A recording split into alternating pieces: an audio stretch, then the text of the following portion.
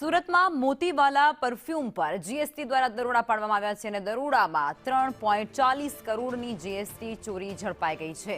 10 કરોડના perfume entry વગર વેચાણ કર્યા હોવાનો ખુલાસો થયો છે। ત્યારે સંચાલકે બિલ વગર માલ વેચ્યા હોવાનો તપાસમાં મોટો ઘટસ્ફોટ થયો છે। 6 મહિના પહેલા પણ તપાસ કરવામાં આવી હતી। 3.40 કરોડનો ટેક્સ વસૂલાત કરવા માટેની હવે કાર્યવાહી અને તજવીજ હાથ ધરાઈ છે।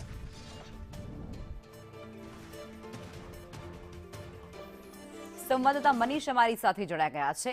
મનીષ, સુરતના મોતીવાલા પરફ્યુમ પર સેન્ટ્રલ જીએસટી દ્વારા દરોડા પાડવામાં આવ્યા છે અને કરચોરી ઝડપાઈ છે, એવી વિગતો પણ સામે આવી છે।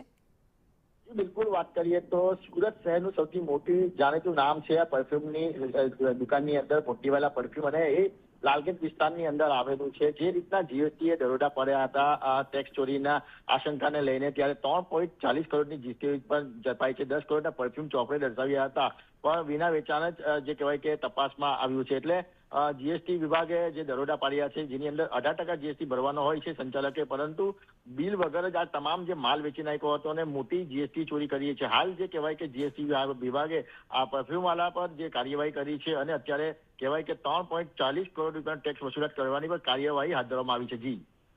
જી આભાર મનીષ।